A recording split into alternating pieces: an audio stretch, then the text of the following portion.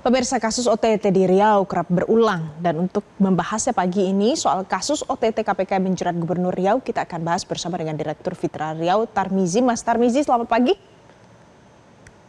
Selamat pagi Mbak Valen.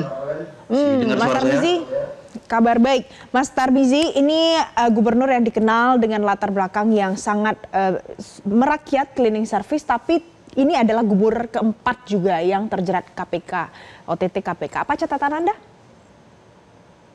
Baik Mbak Valen, terima kasih. Jadi kami rasa prihatin ya atas kejadian ini yang menimpa Provinsi Riau yang sudah 4 kali ya kepala daerah di Riau terjerat kasus korupsi, yang itu lagi-lagi memang berurusan dengan KPK. Jadi ini menunjukkan bahwa memang ini bukan soal oknum semata, tapi ini adalah menunjukkan adalah sistem tata kelola keuangan daerah itu belum baik, bahkan mengalami kemunduran.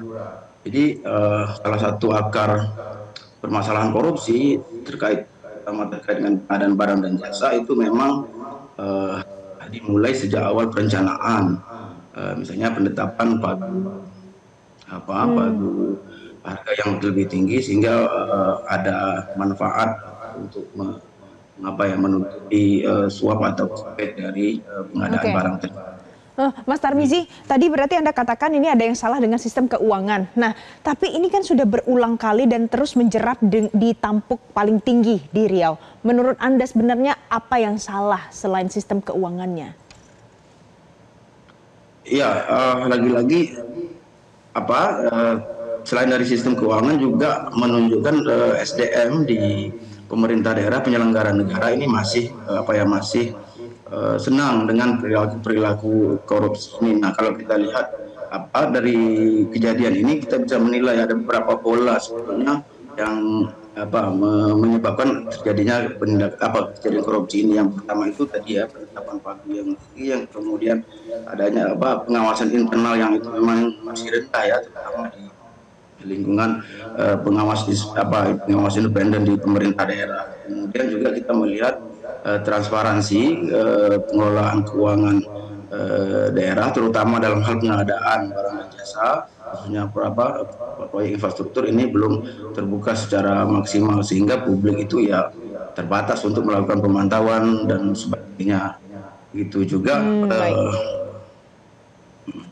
Bicara soal pengadaan, Mas Tarmizi, apakah Anda punya catatan? Apakah ada pola yang sama yang berulang? Karena ini kan kasusnya hanya seputar jual beli jabatan atau soal korupsi infrastruktur. Ada tidak polanya, Mas Tarmizi?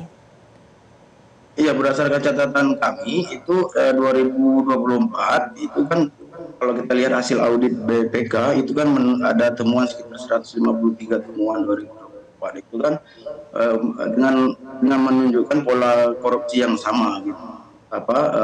Kasus yang berulang-ulang, pengadaan barang dan jasa, perjalanan dinas, kemudian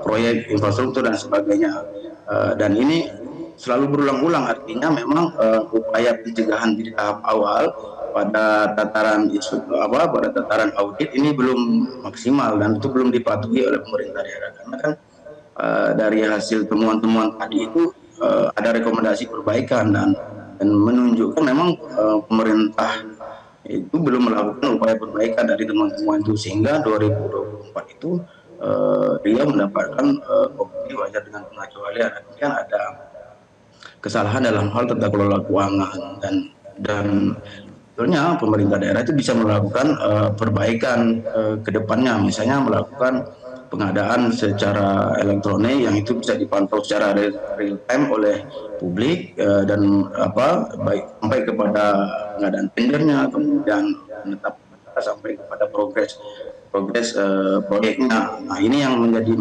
masih lemah, yang belum bisa belum diawasi oleh publik secara umum gitu. Oke, Mas Tarmizi, tapi juga ada barang bukti seperti minta jatah preman gitu. Menurut Anda hal-hal seperti ini itu bagaimana sih mau mengantisipasinya?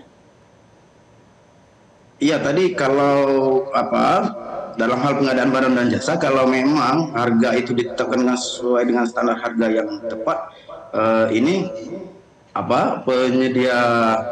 penyedia barang dan jasa ini akan berpikir kembali untuk melakukan untuk melakukan pengadaan barang dan jasa gitu. Tapi kan kalau memang